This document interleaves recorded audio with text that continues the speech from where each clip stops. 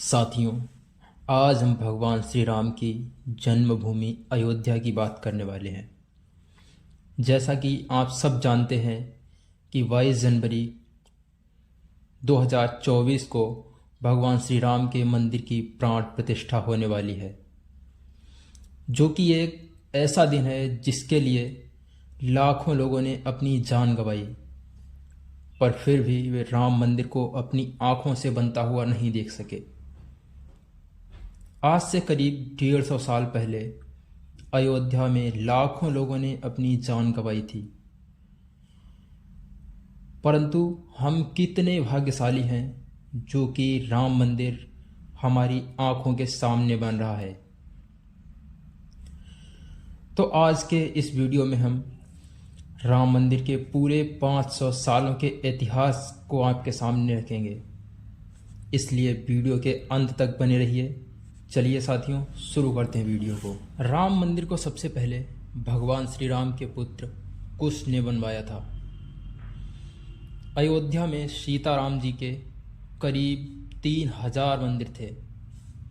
5वीं सदी में कई मंदिरों की हालत कमज़ोर और जर्जर हो गई थी।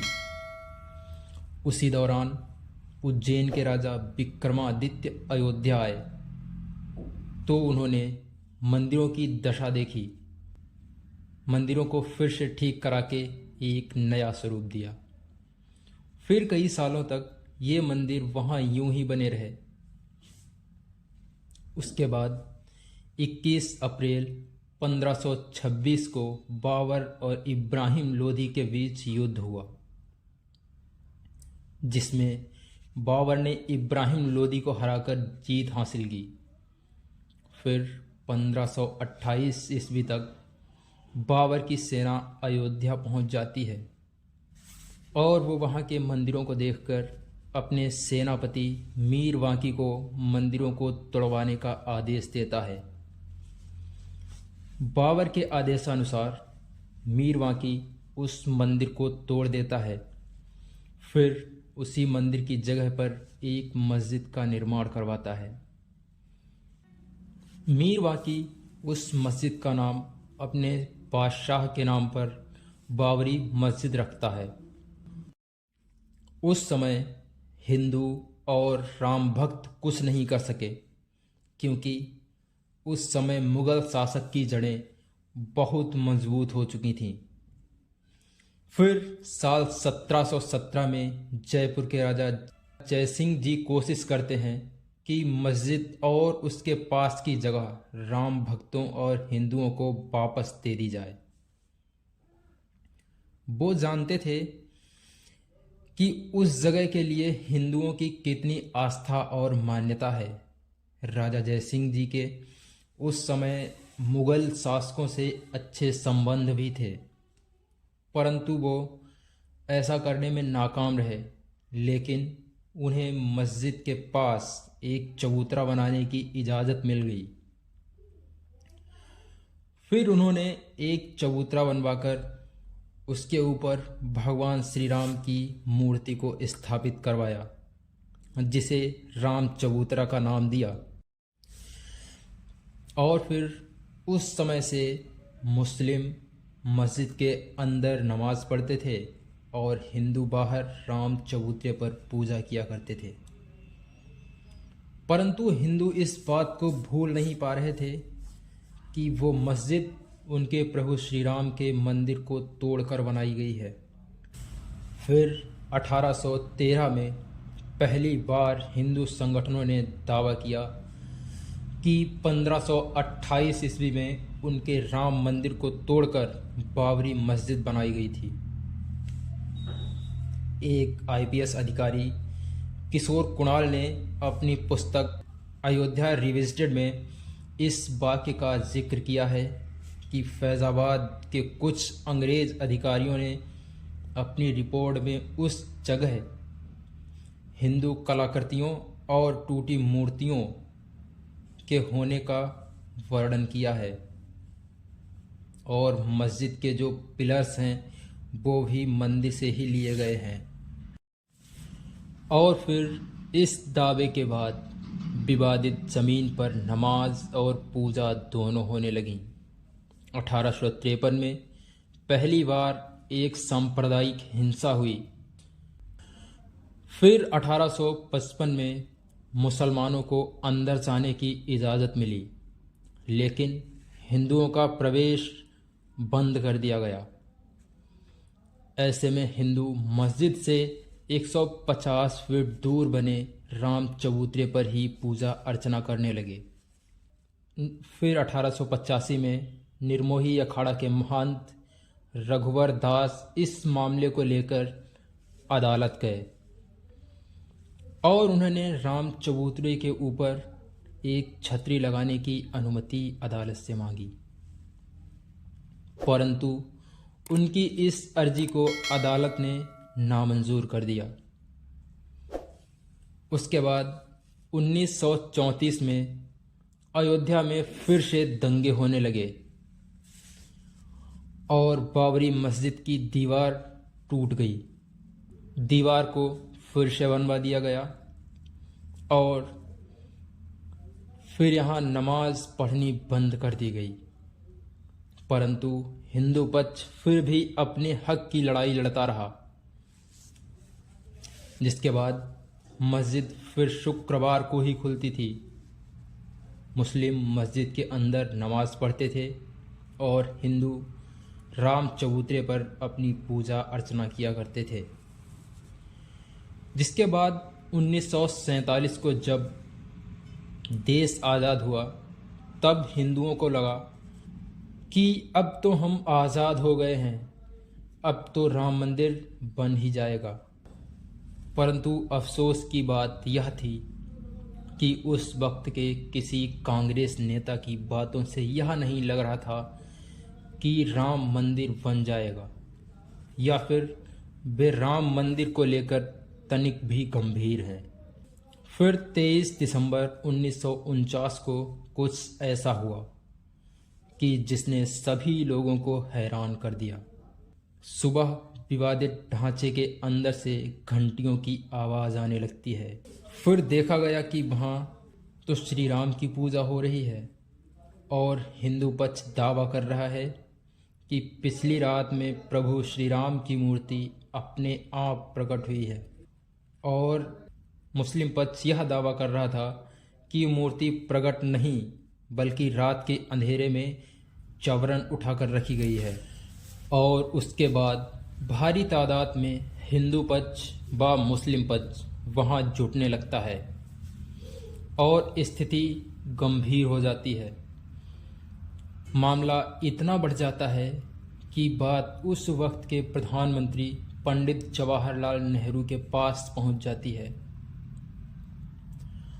और वो डिस्ट्रिक्ट मजिस्ट्रेट के नायर को आदेश देते हैं कि मूर्ति को वहाँ से हटवा दो और स्थिति पहले जैसी कर दो।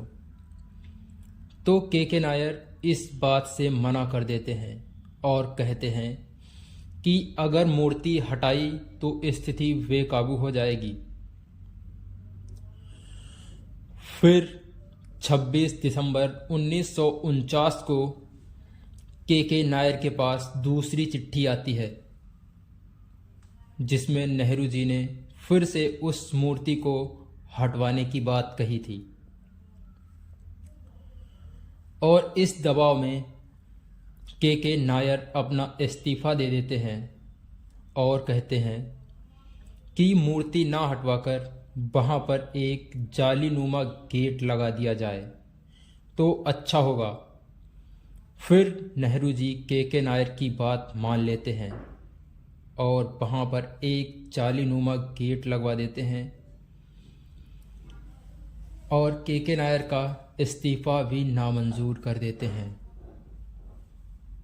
उसके बाद 1950 में हिंदू महासभा के वकील गोपाल विशारद ने फैज़ाबाद की अदालत में अर्जी दी और उन्होंने रामलला की मूर्ति की पूजा करने की अनुमति मांगी, जिसके बाद हिंदू पक्ष और मुस्लिम पक्ष अपने अपने तरीके से उस जगह को अपने हवाले करने का 35 वर्षों तक दावा करते रहे, मगर इस विषय पर कुछ भी निर्णय नहीं आता है। फिर 1980 में बीजेपी के सामने आने के बाद चीज़ें बदलने लगती हैं, जब संघ, विश्व हिंदू परिषद और बीजेपी अपने अपने तरीके से राम मंदिर आंदोलन को तेज करने लग जाते हैं। फिर 1986 को एक मुस्लिम महिला शाहबानो का केस सामने आता है, जिसमें सुप्रीम कोर्ट गुजारा भत्ता देने के लिए कहती है, जिससे सारे मुस्लिम भड़क जाते हैं और अपने मजहब के खिलाफ मानते हैं। फिर प्रधानमंत्री राजीव गांधी मुस्लिमों को खुश करने के लिए सुप्रीम कोर्ट में धर्मनिरपेक्षता का कानून लाकर मुस्लिमों को खुश कर देते हैं और कोर्ट का फैसला भी पलट देते हैं। फिर उसके बाद इस फैसले से हिंदू नाराज हो जाते हैं, जिसके बाद राजीव गांधी ने सोचा हिंदुओं को कैसे शांत और खुश किया जाए। फिर उन्होंने बाबरी मस्जिद का ताला खुलवाकर हिंदुओं को पूजा अर्चना करने की अनुमति दे दी। फिर से राजीव सरकार के इस फैसले से मुस्लिम नाराज होकर 6 फरवरी 1986 को सभी मुस्लिम लीडर्स मिलते हैं और बाबरी मस्जिद एक्शन कमेटी बना देते हैं। फिर इसके बाद लाल कृष्ण आडवाणी जी सोमनाथ से अयोध्या के लिए रथ यात्रा निकालते हैं। रथ यात्रा में बिहार के समस्तीपुर में आडवाणी जी को गिरफ्तार कर लिया जाता है। फिर जिस दिन रथ यात्रा का समापन दिवस था, उस दिन भारी तादाद में कार सेवक अयोध्या पहुंच जाते हैं और विवादित ढांचे पर झंडा फहरा देते हैं। उस समय समाजवादी पार्टी की सरकार थी। मुलायम सरकार भीड़ को काबू करने के लिए कार सेवकों पर गोलियां चलवा देती है, जिसमें भारी तादाद में कार सेवक शहीद हो जाते हैं। जिसके बाद भारी संख्या में कार सेवक अयोध्या पहुंच जाते हैं। उस समय कल्याण सिंह यूपी के सीएम थे और पीवी नरसिम्हा राव प्रधानमंत्री के पद पर आसीन थे। कार सेवकों के पहुंचने से पहले कल्याण सिंह जी अदालत को आश्वासन दिलाते हैं कि वे विवादित ढांचे को कोई नुकसान नहीं होने देंगे और कल्याण सिंह जी ने पुलिस प्रशासन को यह भी आदेश दिया था कि कोई भी कार सेवकों पर गोली नहीं चलाएगा। फिर भारी संख्या में वहां लोगों के पहुंचने के बाद भीड़ बेकाबू हो गई और विवादित ढांचे पर चढ़ गई। फिर 6 दिसंबर 1992 को दोपहर के 1:55 पर पहले एक गुंबद तोड़ा गया। फिर करीब 3:30 पर दूसरा गुंबद और शाम के 5 बजे तक तीनों गुंबदों को तोड़कर नीचे गिरा दिया गया। इस घटना के बाद उत्तर प्रदेश में राष्ट्रपति शासन लागू कर दिया गया था और कल्याण सिंह जी ने अपने पद से इस्तीफा दे दिया।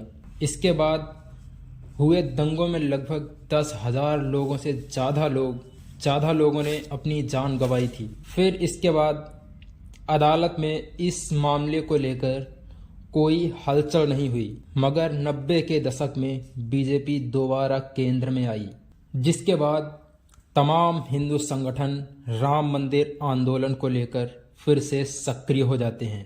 पहले देश भर के मामलों को एक जगह लाया गया, उसके बाद एएसआई से इस मामले की जांच करवाई गई कि जिससे यह पता चल सके वास्तव में वहां पर था क्या, मंदिर या मस्जिद। और फिर एएसआई ने अपनी रिपोर्ट में साफ बताया कि विवादित ढांचा के नीचे मिले अवशेषों से यह साबित होता है कि वहां पहले हिंदू मंदिर था। एएसआई की रिपोर्ट के बाद यह सच कि वहां हिंदू मंदिर था और फिर अदालत ने विवादित जमीन को राम जन्मभूमि ट्रस्ट व निर्मोही अखाड़ा और सुन्नी वक्फ बोर्ड को बराबर बांट दिया और इस फैसले से तीनों में से कोई पक्ष सहमत नहीं हुआ। उसके बाद 2011 में यह मामला सुप्रीम कोर्ट पहुंच जाता है। सुप्रीम कोर्ट में भी 7 सालों तक इस मामले पर कोई सुनवाई नहीं होती है। वहां सिर्फ एक कमेटी बनाकर आपसी रजामंदी से इस मामले का हल निकालने की कोशिश होती रहती है। जब कोई हल नहीं निकलता है, फिर अगस्त 2019 में मामले से जुड़े सभी पक्षों की सुनवाई पूरी होने पर फिर अगस्त 2019 में मामले से जुड़े सभी पक्षों की सुनवाई पूरी होने के बाद 9 नवंबर को सुप्रीम कोर्ट यह फैसला सुनाती है कि विवादित जमीन राम जन्मभूमि ट्रस्ट को दे दी जाए, जिसके बाद 5 फरवरी 2020 को राम मंदिर निर्माण कार्य शुरू हो जाता है और 22 जनवरी 2024 को राम मंदिर की प्राण प्रतिष्ठा होगी। तो दोस्तों, ये था हमारे राम मंदिर का 500 सालों का इतिहास। मिलते हैं जल्द ही अगली वीडियो में। तब तक सभी राम भक्त कमेंट में एक बार जय श्री राम लिखें। जय श्री राम।